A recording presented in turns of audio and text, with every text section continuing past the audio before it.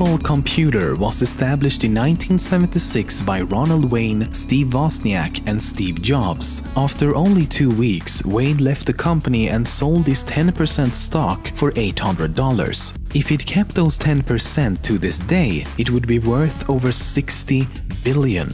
A few months after Wayne's departure, Apple released the Apple I. Steve Wozniak developed and designed both the hardware and operating system. In fact, the Apple I was the first time in history that the character displayed on a TV screen was generated by a home computer. Only a year later, Wozniak developed the Apple II, the first PC with color. In 1984, Apple launched the first Macintosh. In 1985, something interesting happened. A power struggle developed between Jobs and then CEO John Sculley. As a result of this, Apple's board of directors removed Jobs from his management duties, which in turn led to his resignation from the company the same year. After Jobs left, Apple would struggle financially for many years to come. Meanwhile, Jobs founded a new company called Next.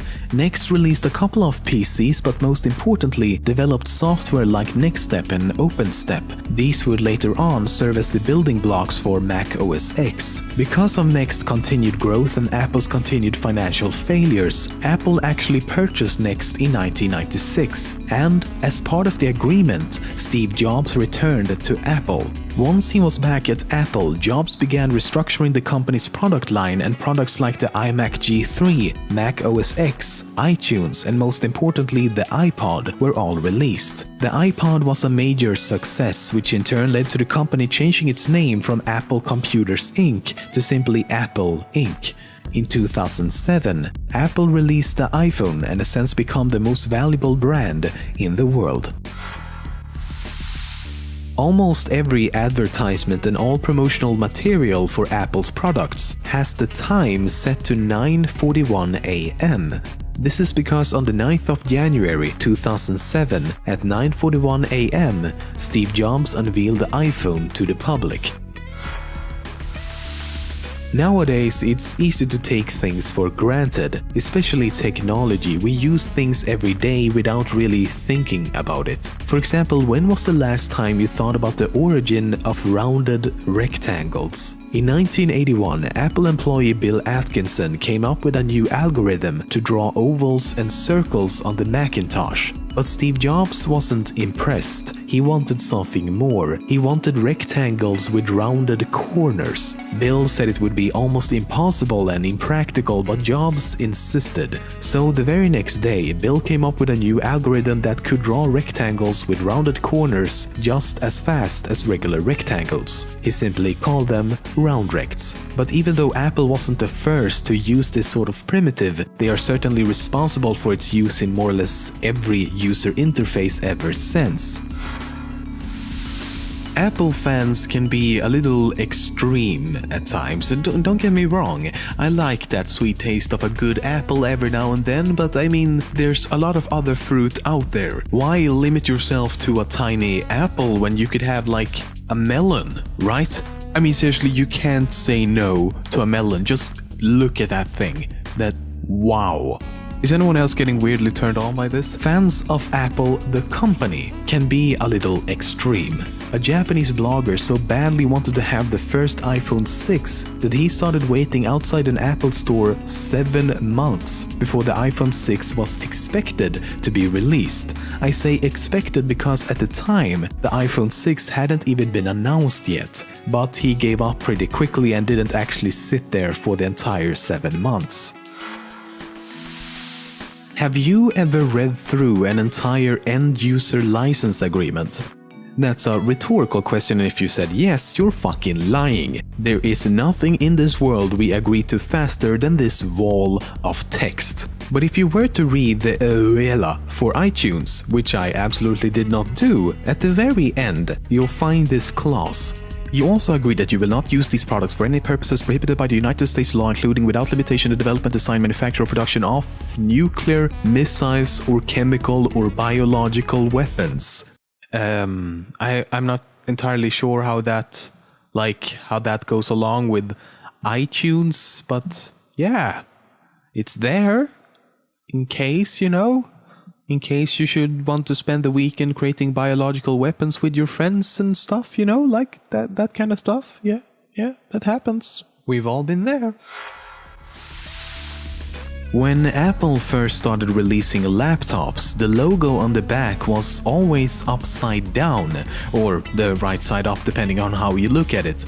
It was found that when a laptop had a logo facing away from the user when closed, like it is nowadays, people would attempt to open the laptop from the wrong side. But somewhere along the line they realized that most people aren't actually that dumb, so the logo was reversed. With the release of the App Store in 2008, mobile gaming has become a pretty huge hit to say the least. Still, if you're a gamer, Apple products usually aren't your first choice. No offense to any Apple fans watching this, but it's quite uncommon to see the Apple logo on new game releases. However, once upon a time, Apple actually made a video game console. It was called the Apple Pippin and was released in 1995 in Japan and the US. It was supposed to compete with Sega Saturn, Sony PlayStation and the Nintendo 64. There was only one slight problem: it failed miserably. It had a price tag of $599 and only sold around 42,000 copies. But the biggest issue was that the US version only had 18 games.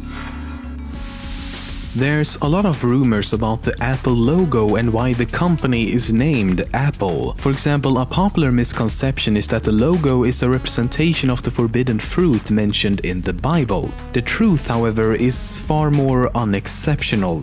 Both Steve Jobs and Steve Wozniak have said that the name Apple was randomly chosen because of its simplicity and as they couldn't come up with a better name. At the time, personal computers were not that common, so they wanted a name that was easy to understand and not intimidating to the average person. The logo was also chosen because of its simplicity. At the very beginning though, they actually used a logo featuring Isaac Newton sitting under an apple tree. But this was changed because it would be unrecognizable in small print. When they changed the logo to the current design, they considered using a logo with or without the bite, but in the end the logo with the bite was chosen to make smaller versions indistinguishable from a cherry. Everything you say to Siri is recorded, sent to Apple, analyzed and then stored for 2 years. And don't act surprised, it's all there in that wall of text you absolutely read before clicking accept, right? I mean, you did that, right? No, but seriously, in this day and age when privacy is becoming more and more a thing of the past, it's sadly not that much of a surprise anymore. So next time you talk to your phone, know that it's someone's job to sit and listen to everything you say. In 1987, Apple released a series of videos titled Knowledge Navigator. Let's take a quick look.